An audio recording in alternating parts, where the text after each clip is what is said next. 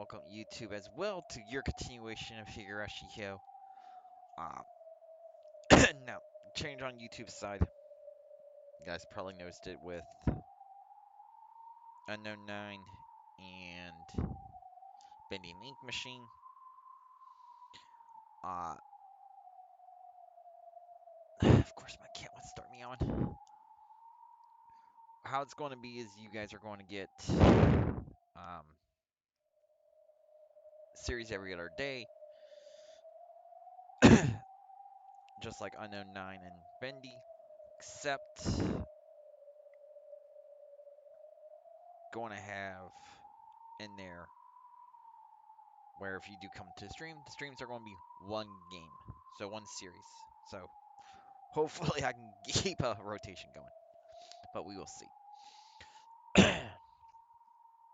We're really thankful you saved us. So this is when the little girl after the little girl gave us a ladder to climb up and pulled us through the houses. No one knows if you're safe now or not. Well, we managed to escape that particular crisis, if nothing else. But I should thank you. So thanks. I guess I did earn your thanks. Yeah, right. Good, she's not in coy mode. She had no obligation to risk herself to try and save someone else. If she was able to lock herself up tight indoors, then her best option would have been to curl up and shut out all other sounds. I'm Kiichi Bara. You? Un is what people call me. Okay. I'm Rena. This is Michan Sakato-chan. No shit. Nice to meet you. You really did save us at perfect time. You were lucky, but that doesn't mean you always will be. Well, luck is another kind of strength. Is it just you here, Unchan? Any others? There were, but they're not coming back. If she stayed quiet, she would be safe here. Yet, that's the sad nature of humanity. Once they gain safety, they want to risk danger. Whether it's wanting to make sure your family is safe or to return home. I will turn that down a little bit more for you guys. Once a person finds safety, they can't just stay there. The place certainly was a shelter. There were a dozen plastic balls full of water lined up, and there were about 4 grocery bags stuffed full of candy bars lying there too. They didn't know how many had been here, but as long as they were frugal, they could hold up for 3 days.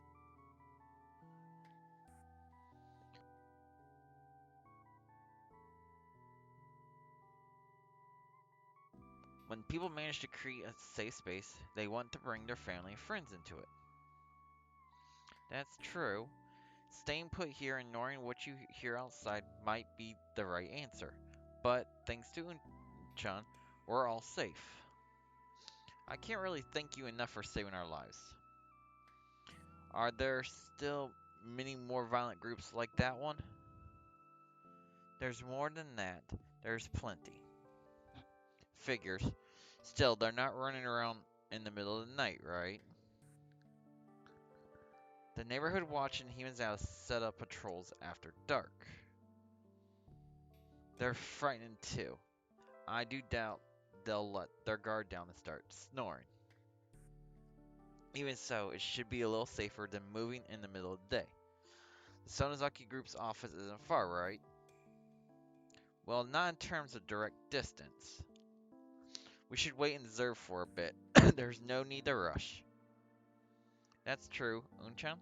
Could you tell us a bit about what's going on in the city? Telling you won't take that long. Oh, yay.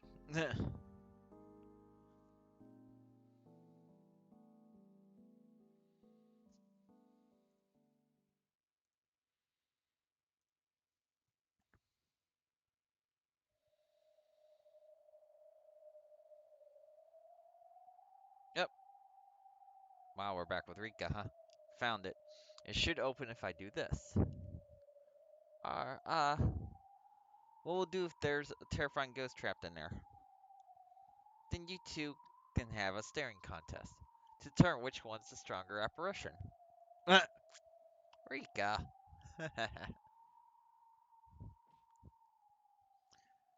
The strange repetitive sound they heard was coming from the other side of the sturdy door labeled an emergency storage room.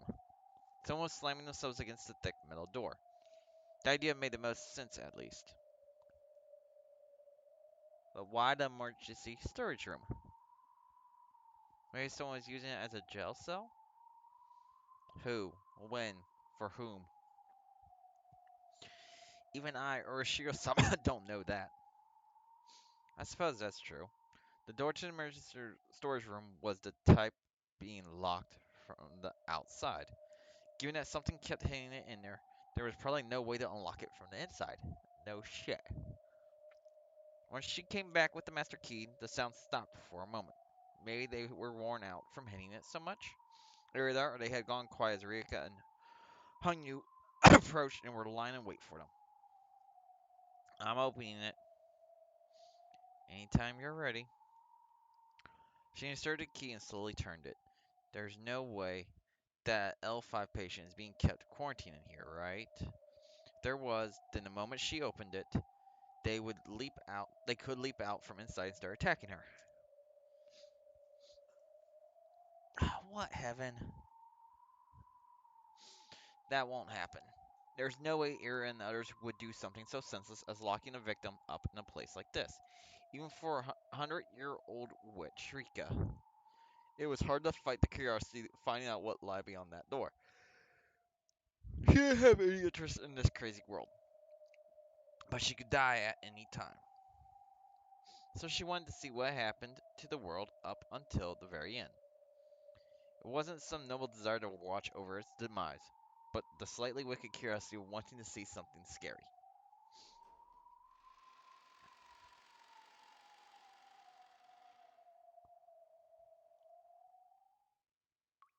She slowly opened the heavy door.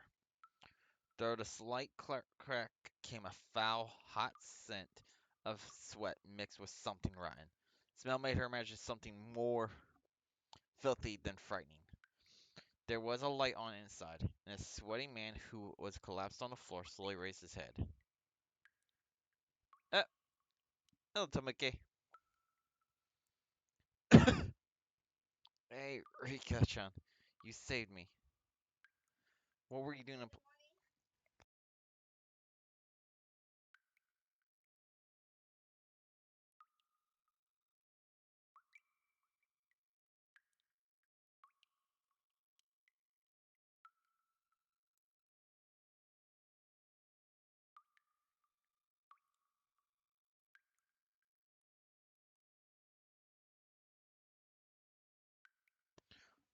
What were you doing in a place like that?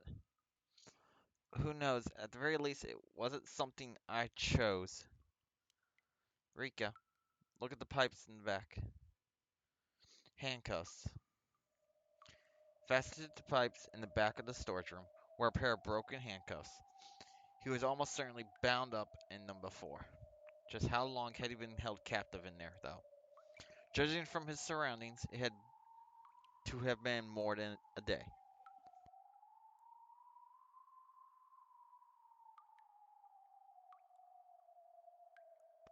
It couldn't be. Had he been locked up in there since the whole commotion started? He was worn down and exhausted, but it looked like he had just barely held on to his mind. By the way, has anything happened outside over the past few days? Not much. In fact, it's finally quieted down. Rika. The villagers expressed terminal syndromes one after another. Now it spread beyond the village and into Oninomi, Okino, Okinomiya as well. That's terrible. What about Takano-san? Speaking of her, I haven't seen her since this commission started. Could you summon Director Iri here at once? Something terrible is going to happen. Something terrible has already happened and ended. Now something more terrible is going to happen. Takano is planning to spread Himezawa syndrome. To all of Japan, no, the entire world. Apparently, it had all started several days back. Tomake had already been locked up in here, back when everything was peaceful, before anything had happened.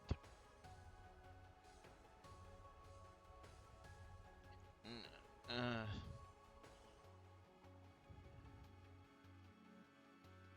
you awake, Jiro-san? He had been forced to breathe in from an ammonia bottle. Tomake's body wavered like heavy lead as he slowly looked up at Takano. He tried to move his legs, but felt a cold, heavy sensation against them. Looking down, there were handcuffs on his ankles that were fastened to the pipes. Takano-san, what kind of joke is this? Joke? Heavens, no. This is truly a divine revelation. What are you talking about? I've been chosen by God. Yes, this was all a divine revelation. Takano's eyes looked like she was delirious with fever, though she herself was probably calmer than ever. Still, to Tomoke's eyes, she looked like she was drunk on some strong liquor and caught up in a daydream.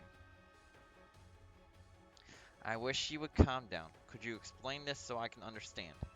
Yes, thinking about it, it wouldn't be that hard to explain it in a way you can understand. But I must tell you, even if you don't understand what it means at all. So you still want to tell me then? I'm a little honored. Thank you for saying that. You really are a special person, Jiro-san. And you tied a special person up in a place like this? I want you to stay here until the world is finished transforming into a new one. Great.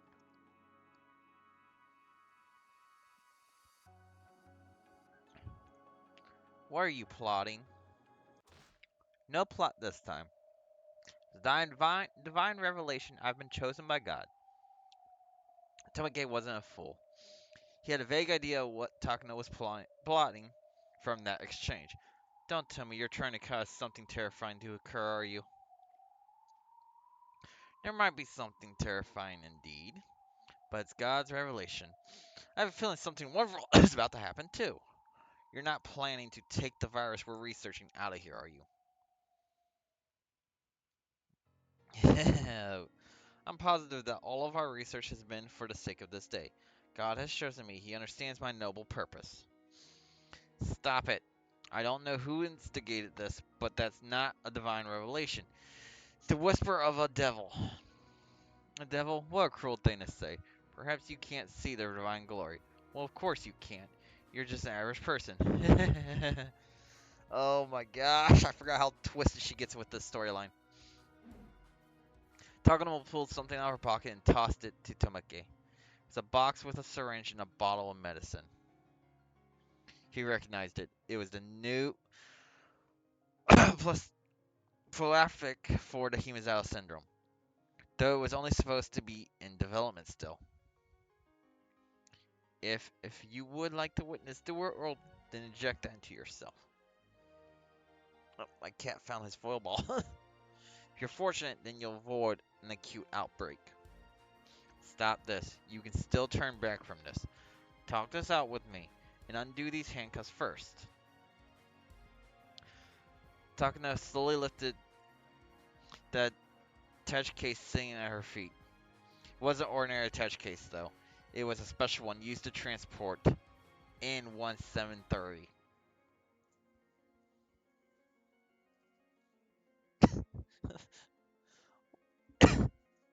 Yep, cat's definitely playing with that. Foil ball! If she spread its contents through the air, then a wide range of people would contract Himizawa syndrome, eventually reach level 5 and cause a terrifying disaster. For Takano, researching the syndrome was her way of proving her grandfather's great work to be true. So it was a holy act, akin to worshiping God.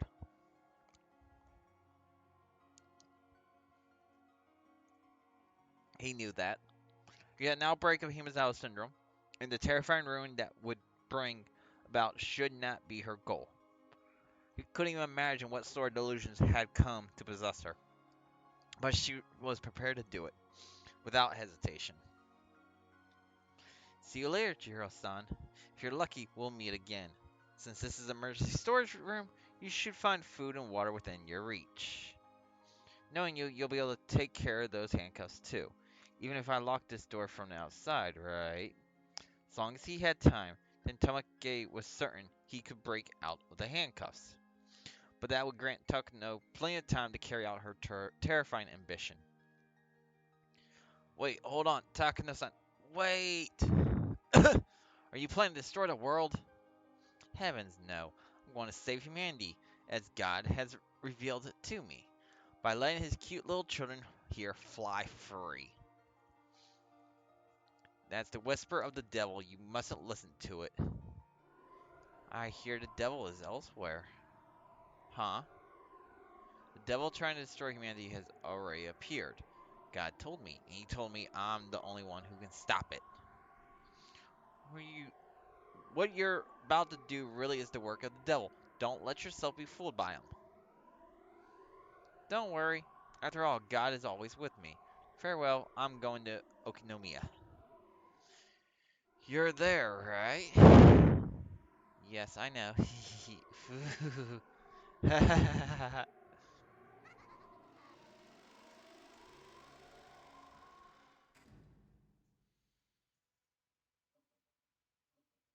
What? How could this be?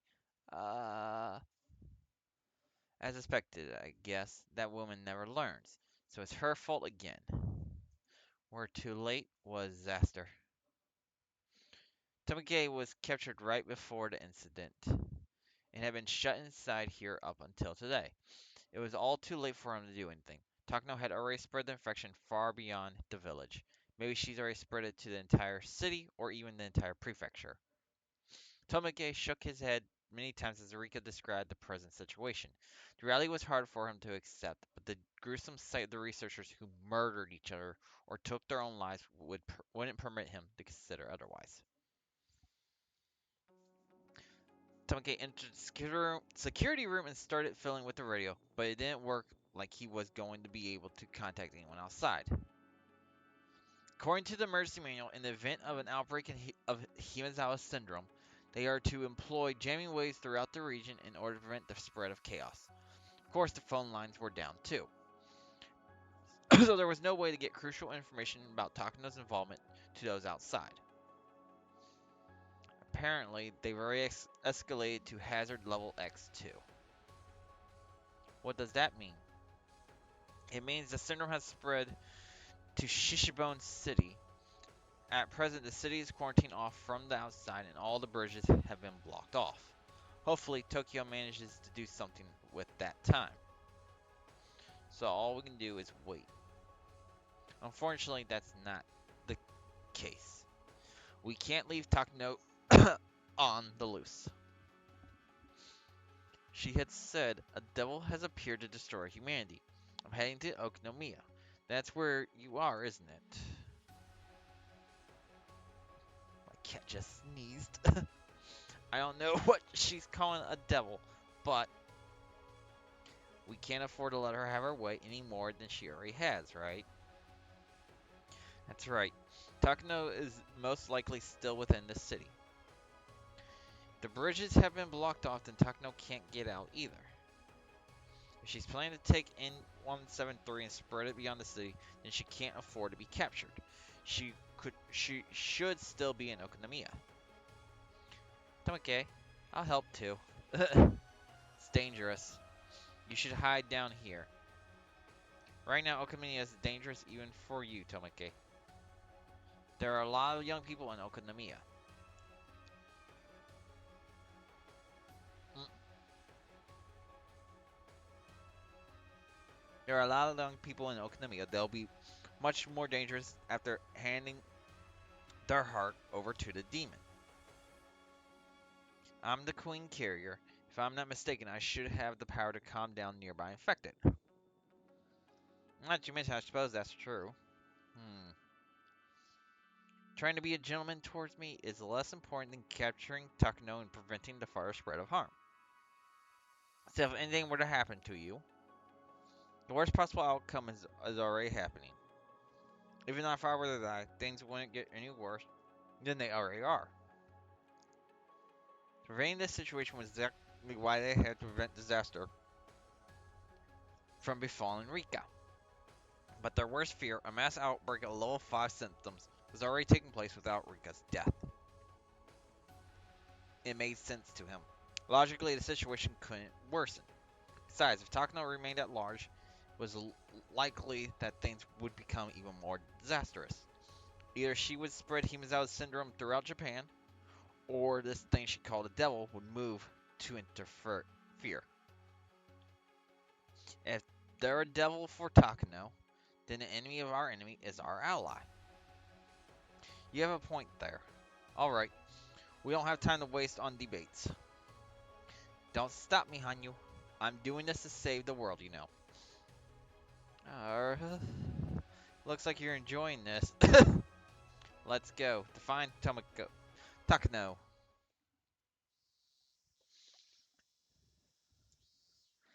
Tamake borrowed a car parked at the clinic. In this world, no dissimilar from a zombie apocalypse, a car was the same as a moving shelter, so long as no zombies sprang up from the back seat. The car was heading into Okonomiya. Rika and Hanyu were relaxing in the back seat. I was planning to wait quietly for all of this to settle down back in Hughes-out, but I've changed my mind. If this is Takano's plot, then I have to interfere. Still, what on earth could this devil of hers be? Who knows? Maybe someone like us? Hmm. Hanyu? Yes, apparently it is someone like us. Huh? Oh, great.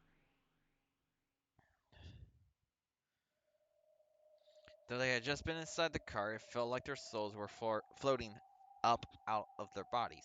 Next thing they knew, Rika and Hanyu found themselves in a strange dreamlike world. What was happening? That sensation. Hanyu's expression had grown solemn, like when she spoke of her past thousands of years ago.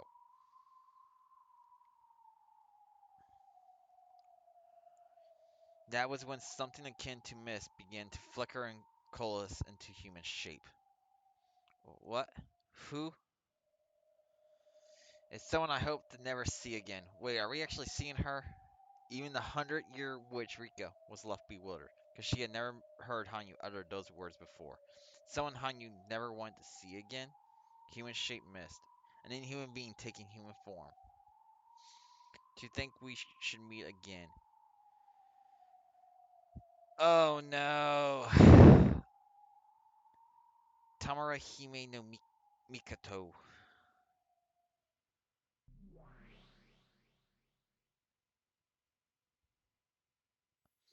Leader of the Horned People, Hanyu. I have had no desire to meet you once more. I could return to the exact same words. Why must I see you like this again? You aren't usually so hostile. We are enemies who refuse to accept one another. You must not trust her. Yes, you monsters hate your own kind. I will not permit you to call me the same as that demon hiding her horns. Know your place, priestess of the Horned People. Rika got a sudden headache from her sharp gaze. Her heart and eyes carried not only supernatural power, but enough rejection and scorn to cause physical pain. Thinking back, Rika had only ever received constant respect. No matter how many hundreds of deaths or years she had lived through, she had never faced down such a hostile gaze before. Rika could only gulp hard in the face of that. Hanyu, do you understand why I have appeared before you?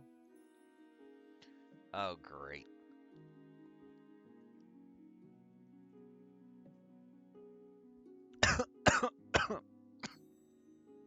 What do you make of this disaster below us?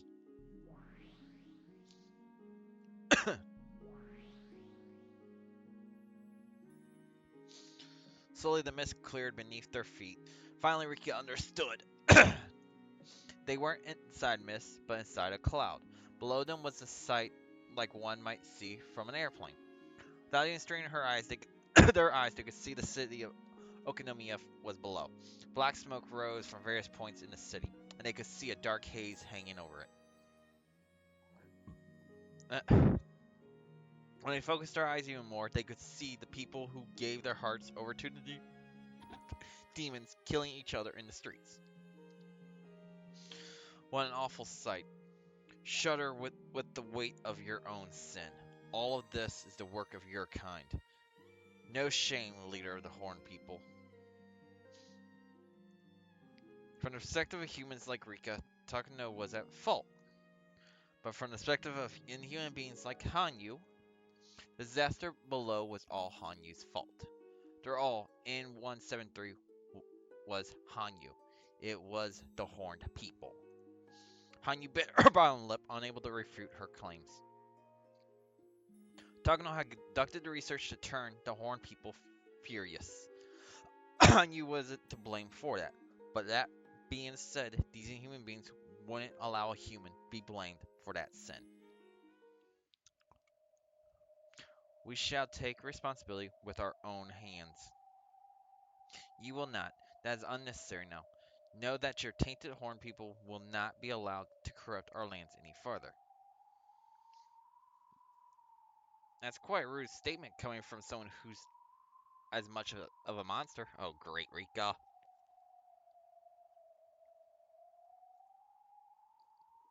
Silence. Know your place, child of man. You are but the priestess of the tainted Horned People.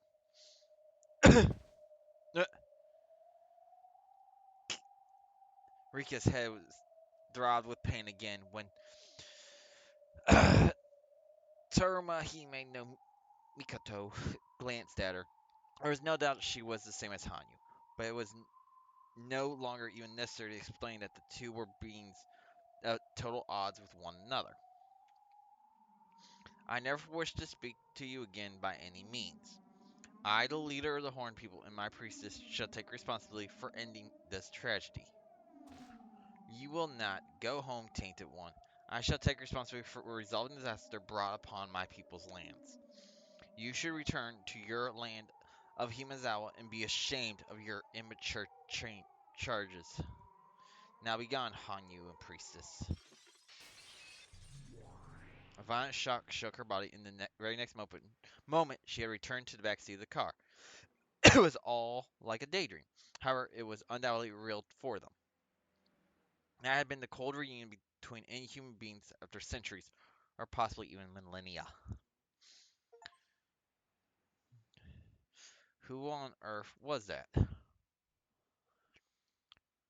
Terminal Hime no Mikoto, the leader of the previous residents who ruled these lands before we ever arrived here.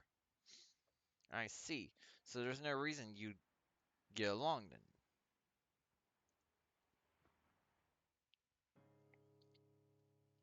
We were refugees, and it was a miracle that we finally reached this land. It was an incredible blessing to us, yet we were coldly rejected by Tamura. That was something that had never been recorded, even in the most ancient documents within the ritual storehouse. It was truly the oldest of myths, known only to Hanyu. We wandered space for a long time in search of a place to live peacefully. After a journey so long it could drive one mad, we finally made it to this beautiful blue planet. Just what on earth are you people? I've always wondered that. You're certainly not some abstract being like a god. You're something that Ire and others could have studied under a microscope, aren't you? The cause of the Hemazawa syndrome was a virus, but there's no way a virus could be sentient. Yet it seemed to be the true identity of Hanyu's Horned People. Rika's guess was correct. Some science fiction stories have posed the idea that humanity is nothing more than a parasite upon Earth. So in that sense, the Horned People are no different from humans. Humans are parasites upon the Earth, and they are parasites upon the human brain. Which means that which means that to the Horned People, the human brain is their land. If humanity continues to destroy the environment, then eventually it will kill the Earth and everything living upon it will die along with it. That's why humanity must be kind to Earth and strive to live in harmony with it. The same goes for the Horned People. They cannot coexist with humanity. They will cease to exist at all. Oh, great. Why are we being philosophical now? Come on. In that analogy, Himizawa syndrome is their destruction of the environment. When a human becomes paranoid and mad, resorting to self injury, acts of violence, or suicide, then the Horn people die with them. Once her reasoning reached that point, Rika finally understood a bit of what Tamaru had said at the end, calling them immature. Tamaru Hime no Miko was most likely the leader of another supernatural parasite upon humanity. Yet, aside from the Himezawa syndrome, she had never heard any reports of similar symptoms anywhere else in Japan, which meant that Tomora's race of people had obtained a means of coexisting peacefully with humanity. However, Hanyu's Horn people had yet to attain that same skill. That's why they were declared immature. Still, you can argue otherwise as well.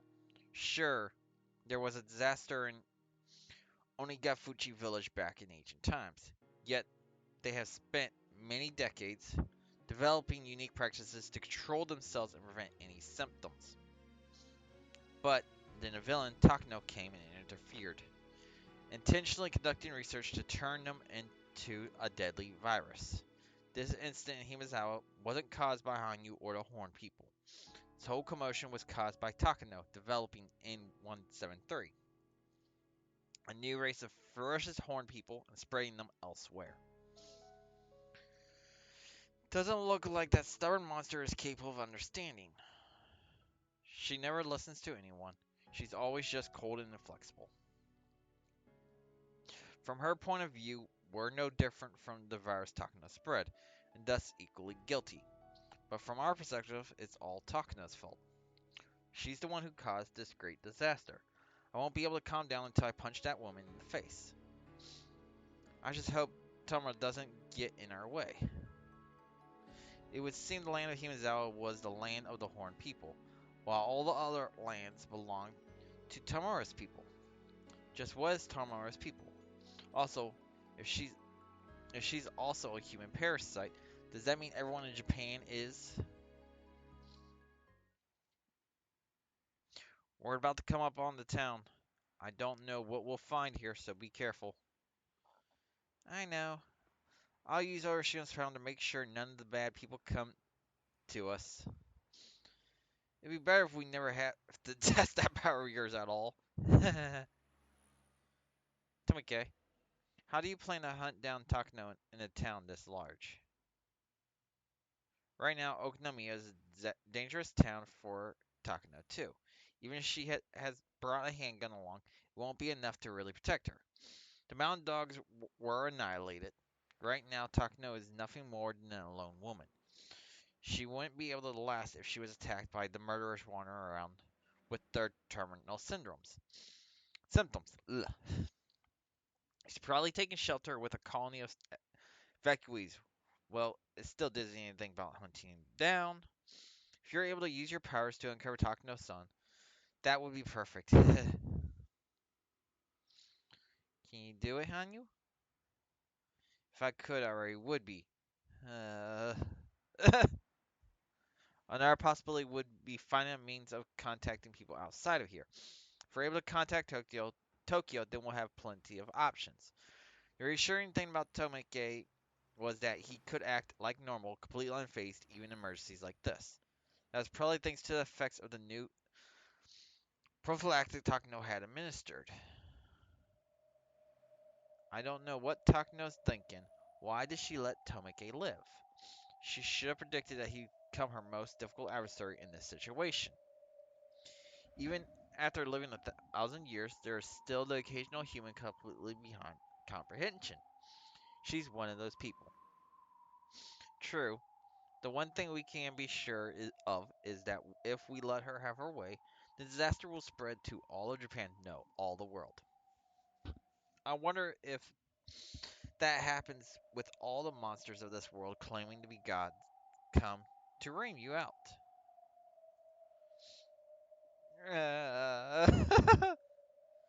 Takano was talking about wanting to become a god herself. Then there's you and that Tamura Hime no Mikoto. I see. The human world doesn't have a say in this matter anymore. Most likely, if Hanyu is to be called a god, then there must be a disturbance in their world. Humans have just been caught up in their mess. The more I think of it, the more I realize that we're the only ones who can stop this incident. Yay!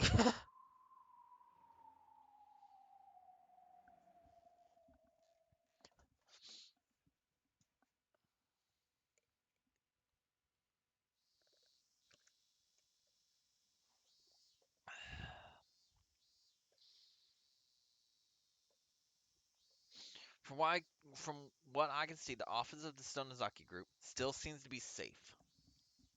Me and others had traveled along the building's walls, stopping at one point to pick up some opera glasses to use them as binoculars. With their bit of surveillance, they had a good idea of what actions they could take near the walls, as well as the movements of the surrounding rioters. Figures they'll be behaving the same as Himezawa's neighborhood watch. Generally, they take up positions hiding behind the barricades, but every time they hear something, they shout and race toward it in a rampage. It's ridiculous that they think they're acting reasonably. But now we know their behavior patterns. It also means they were their hottest back when we first ran into them. It's not like they're racing around all the time, right? For us, that's big news all on its own. Either way, we'll be unable to do anything without crossing this river. We can't go any further without crossing. So we go quietly or we go loudly, one or the other. Let's use the cover of night to sneak across. They'll probably set up watches, but it'll still be easier than in broad daylight. We're lucky your injury is lighter than we thought. Thanks to that, we have time on our side. Most of the pain from Mia's injury came from the pain of joints and tendons that she sprained while protecting Rena. Fortunately, the wounds that caused bleeding were all shallow.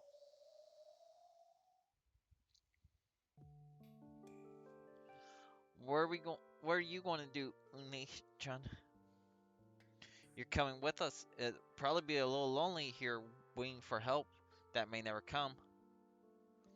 Hmm. Everyone else said the same thing before leaving and getting killed, didn't they? I can understand how you feel. It's not like I don't want to leave here because it's scary. Do you trust us? It's not that I don't. The more I watch you all in action, the less it feels dangerous to stay with you. Mm. Everyone of our club members is strong individually, but together we're invincible. If you're willing to trust us, then we'll definitely protect you. Though that assumes someone guarantees that the Sonozaki Group's office is safer than it is here. That's not an issue. They keep all kinds of emergency reserves in there, so they can hole up if anything bad happens. Your family's seriously good at preparing for things. Family's policy is to finish fights by the time they start. We owe you for saving us, Une-chan, so we'll repay that debt to you. We'll make sure to bring you somewhere safe. It's not like I'm happy. That girl was stuck all alone in this unprecedented disaster. Of course she'd be anxious. First, we thought she was silent and expressionless, but she was slowly opening up to our energetic club members. This young girl wasn't originally the silent type. She just closed her heart off a bit in order to protect it from the shock of this disaster. Where's your home, Ine-chan? It's not like I lived in this town. Huh? Then where is your home?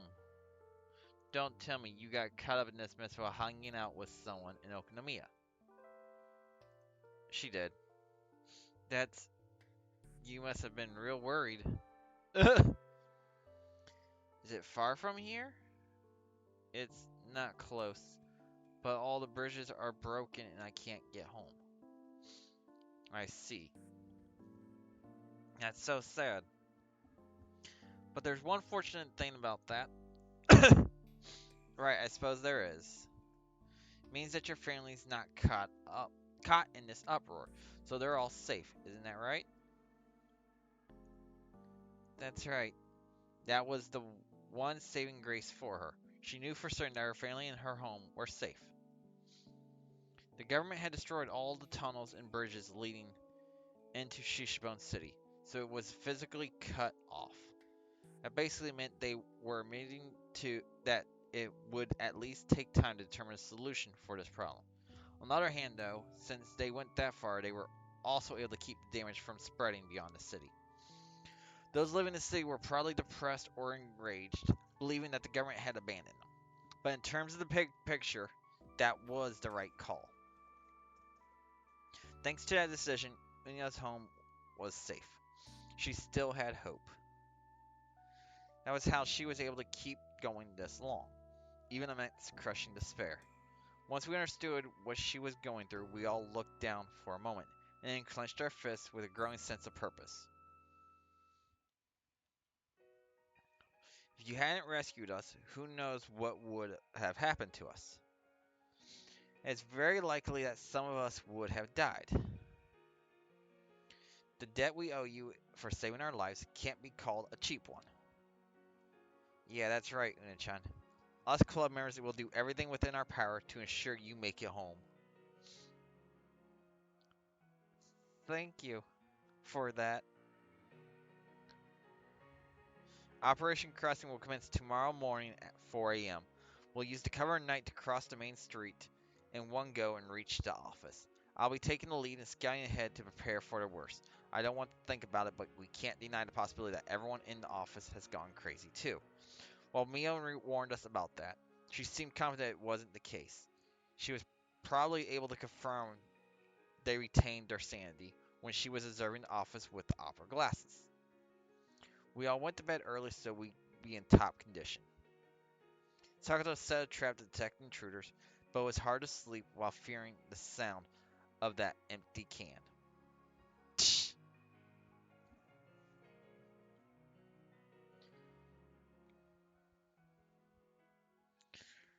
Oh, yay.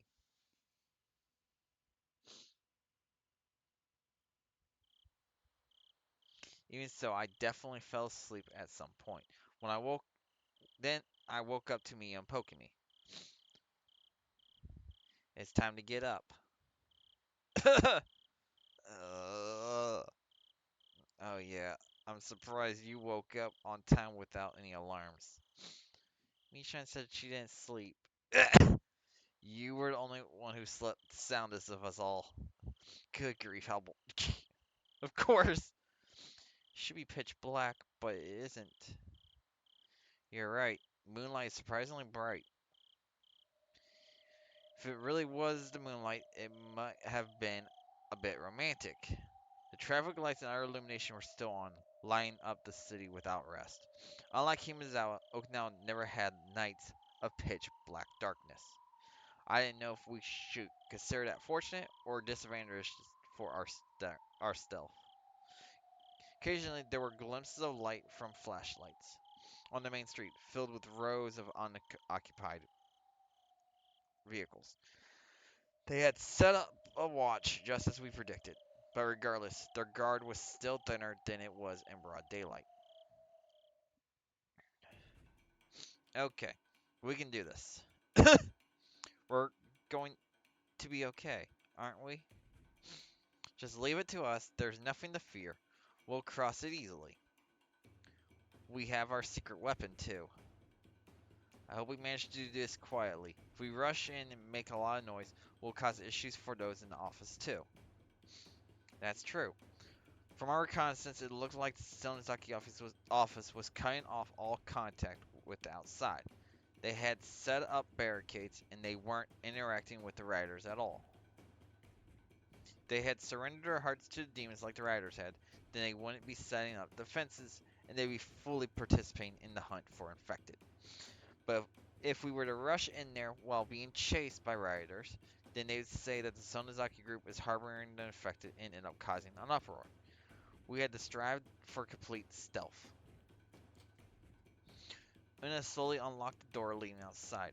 Opening that door here in Okinawa, where the streets were basically an ocean teeming with sharks, meant facing the same fear as trying to step into a lion's cage.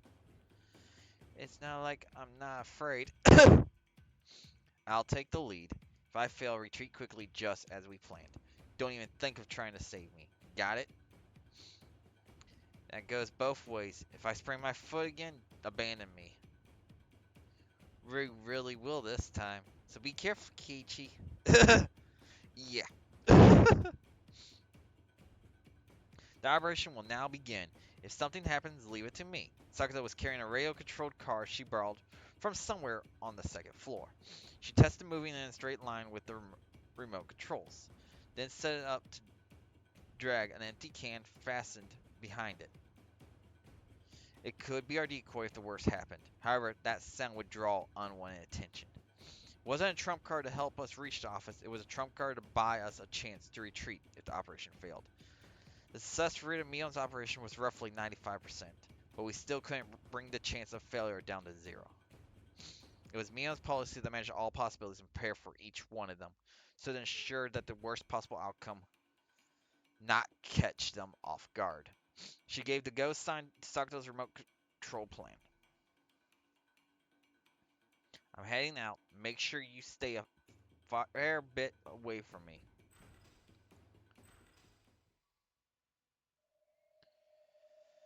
Oh, yay. We carefully opened the door, and once we were certain enough that everything was quiet around us, Mion slipped outside.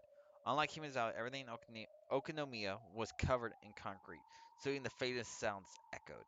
If you stepped on a small rock on the asphalt, you could hear it from rather far away. Well, it might be better going barefoot. Mion took off her shoes. No matter how carefully we walked, the hard rubber soles couldn't silence the sound of pebbles scraping asphalt. Even with socks on, it would hurt a city kid to walk on the surface barefoot.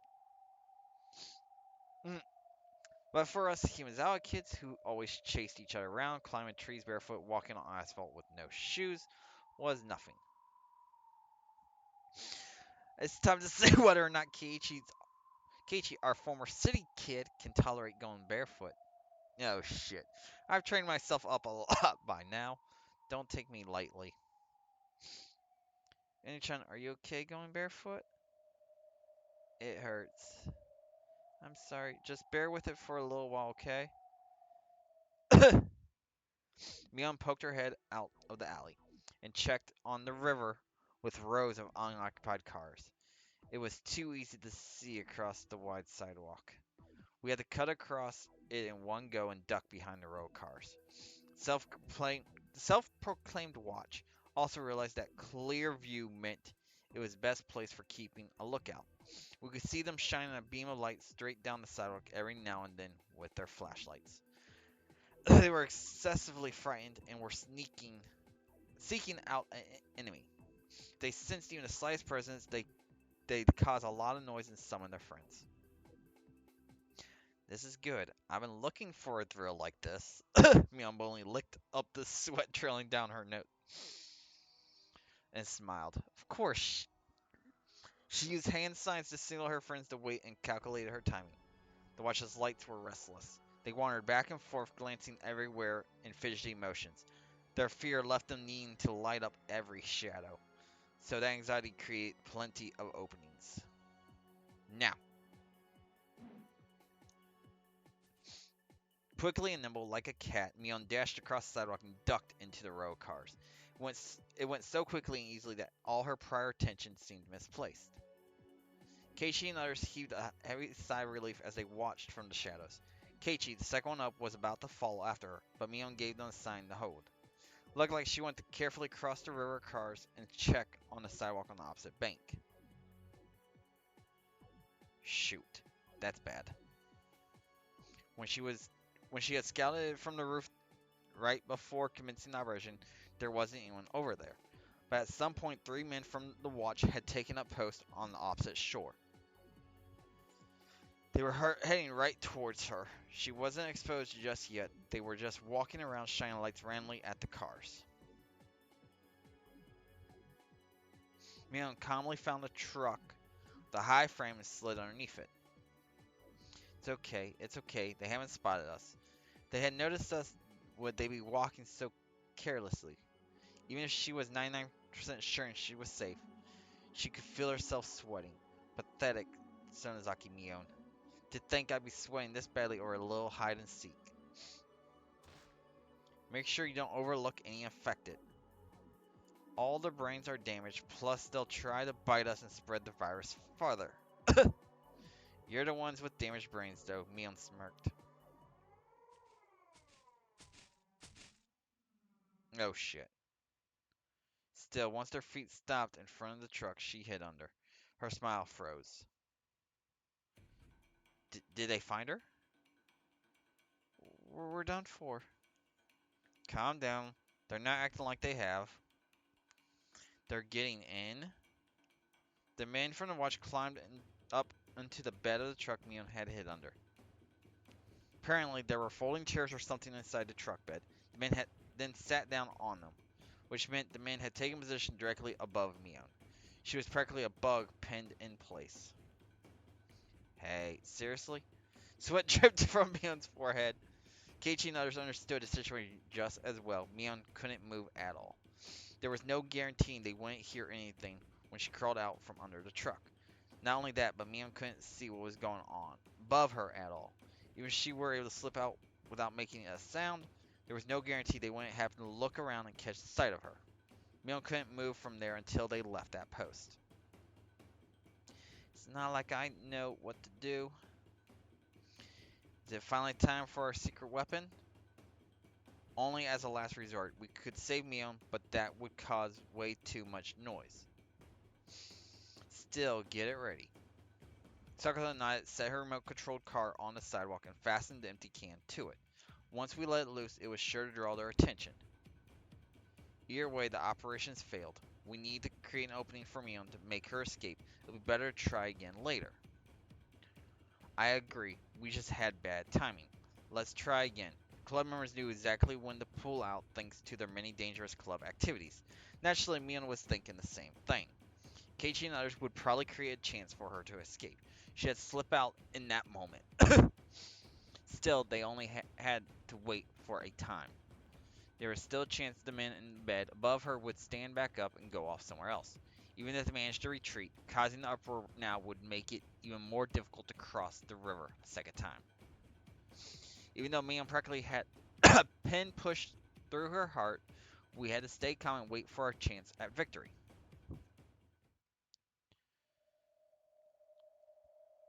We should get Une-chan back to safety first. She wasn't used to being barefoot. She might have trouble running full tilt if it came down to that. Keiichi, take Une to secure a retreat. Sakura, watch my back. Leave it to me. Keiichi, you got great responsibility. I know. I'll leave this to you two. Let's go, Une-chan. Yes. Keiichi took Une and left for the time being. He thought he faced death in Himazawa, but Himazawa was full of nothing but old people. Plus, they had a home ground advantage there.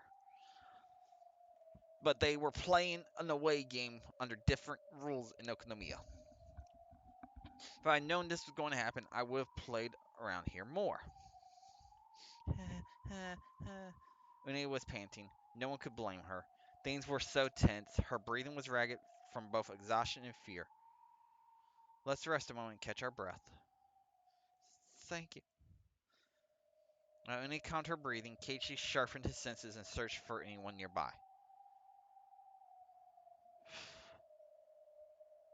He sensed one. Not good. Someone's coming. Huh? I hear several footsteps. It's the watch. There was hardly anywhere to hide. If they screwed up and got caught, then their escape route would be cut off. They couldn't take any risk. There was no other streets. They had to turn back and pray the men went somewhere else. But the main street was a primary artery for their watch circuit. There was a high probability they would head directly towards Rena and others. Let's head back. We can't run into them here. We're going back again, attacking us from both sides. That might happen. Anyway, let's head back. Cage protection was spot on. They didn't go down any other street and headed straight for the main road. There were 4 young men about college age carrying bent metal bats. At this rate, they'll attack Rena and others from the rear. We're pincered in. That's bad. Well, isn't this interesting? I hardly thought I'd get to feel as much suspense as I do during club activities. There's no way back, so then what do we do? You don't mean, do you? If we can't go back, then we have to go forward. Time to cause the chaos. We'll have to use our remote control trap to draw the enemy's attention, then seize that chance to advance. It was a dangerous strategy. We'd probably be able to get out of this pinch, but once they started shouting, the rest of the watch will all wake up at once. If we get wow, typo. If we get unlucky enough to run into them on our way forward, then we'll be trapped like rats. If it's just 2 or 3 people, then we can handle them somehow with our club members' full might. But if the uproar brings a huge crowd chasing after us, then we'll just be kids unable to fight back. Still, even with a few misfortunes thrown our way, this wasn't a game with no chance of victory. And Rena got into her mode. Sakato, ready your trap. Here we go! Ready whenever you are. Sidewalk's clear, we can cross now. Go! Sakato, do it. Leave it to me. Let's go, Ine-chan. Run. It's not like I can't run. We all crossed at once and ducked into the row of cars. But there was no way to prevent the men in the truck from noticing our dash. And there it goes. The moment they looked over to see what it was, Sakato's remote control trap activated. The car dragged empty can fastened to it, making a loud metal noise as it raced down the sidewalk. What's that sound? They're running after him. It must be the infected. Their paranoia and fear turned into violent aggression and anger. The men in the truck leapt onto car roofs and car hoods, chasing after the loud remote control car. The silence of the night was shattered with angry cries and whistles blasting from here and there. The city's madness was awakened. But Mion was released from her prison under the truck. What are you doing? It's still too early for that. We were pincered. We had to set it off. Une-chan, time to show us what you're made of. We can't go back. There's more coming that way. One after another, rioters with bloodshot eyes dashed out of the alley everyone had been hiding in. There must have been a building or something housing them all nearby. The option of turning back and returning to safety was cut off. They had to move forward. If we have to go forward, then forward we go. There's not much distance left. I just pray the Sonozaki Group hasn't forgotten what you look like. Heck, Kei-chan, you sure say some funny things. Don't let your guard down. We can't relax until we made it inside the Sonozaki Group's office. Agreed. There's still a chance Shion might say, "Who the heck are you?" True. More importantly, Mion, don't forget your promise to belly dance for us. You said you would if Une lowered that ladder. Did I say that? Une-chan, hang in there. Just a little farther. It's right around that corner. Huh? Oh shit. Think Mio completely let her guard down. All we had left was to cut the tape at the finish line after our spinal spurt. I'm sure that's what she thought. But the finish line wasn't something we cut through. Huh? What's going on? What is this? The street was sealed off with barbed wire mesh. Either the Sonozaki did it to secure their safety in front of their office, or the rioters did it to keep infected from coming through, but we didn't know which. Regardless, the reality was that the street was blocked off with the office right in front of us. If we had known about this barricade ahead of time, our strategy would have been greatly different. We could only call it bad luck. It was in a perfect blind spot from the angle Mio had when scouting it with the opera glasses. And that slight blind spot unfortunately brought a second misfortune with this barricade. It wasn't possible to climb over if you were prepared to hurt yourself on barbed wire. But we couldn't force that on Ueno, who didn't have the resolve of us club members. Alternative routes? There's one. If we swing around from the alley across. Nope. That was when a bright beam of light shone upon us all. Who are you all? Fuck. There, it's the infected. Our blood froze. We were finished. When they couldn't bear the fear any longer, let out a piercing scream. We were out of options. Our opponents had us beaten in build, ferocity, and numbers as well. The rioters gathered together one after another, surrounding us and trapping us in a barricaded alley. And there's gunshots. That was when several dry shots rang out. Mion quickly shut it down and pushed our heads to the ground. The rioters, who didn't recognize the sound of gunshots, stood there bewildered. Hello, Tomike. Gentlemen, that's enough. Unlawful leeching is unacceptable in merited circumstances. The sound of Tomike firing into the air with a submachine gun he took out of Erie Institution's security room. Maybe the rioters thought it was just a model gun or something, but they showed no fear and only glared at Tomike for interrupting their hunt. With Okanemiya's medical facilities paralyzed right now, even a shot to the leg could prove fatal.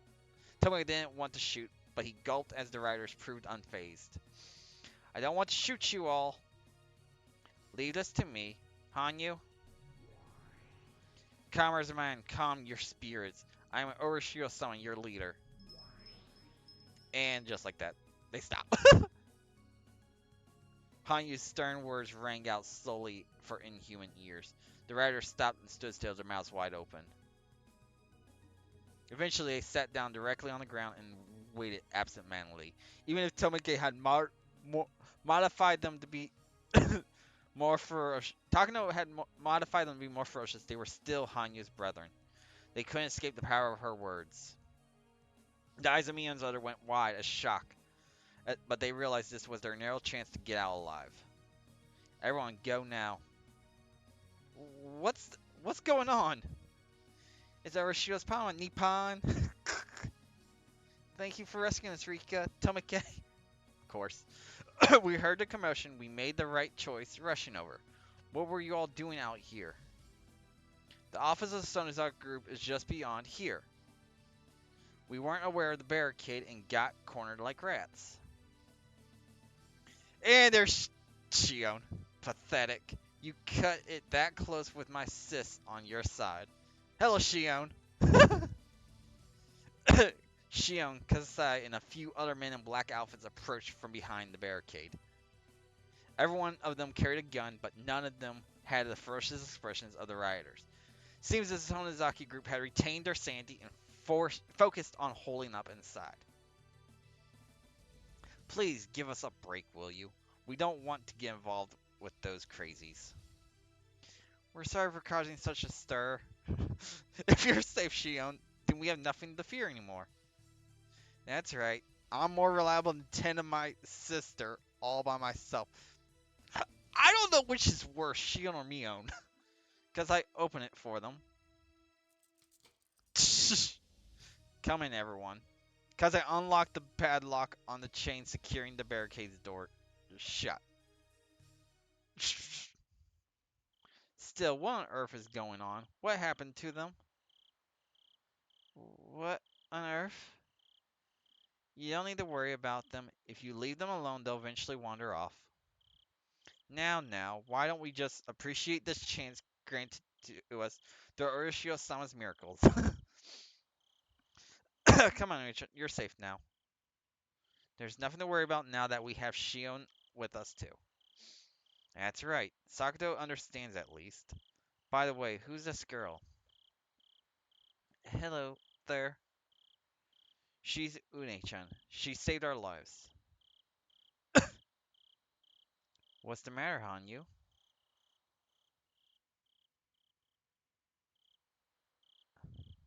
You are...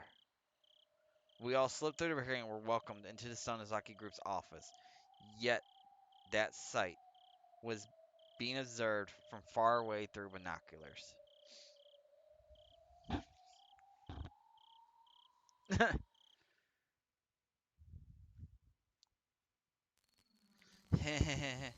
I found you. That's the girl. Oh shit.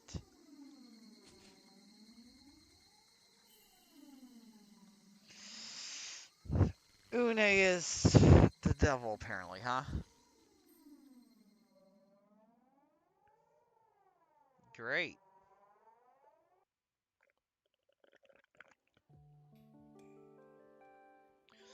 Sonozaki Group ugh, have been turned into a shelter for the local residents.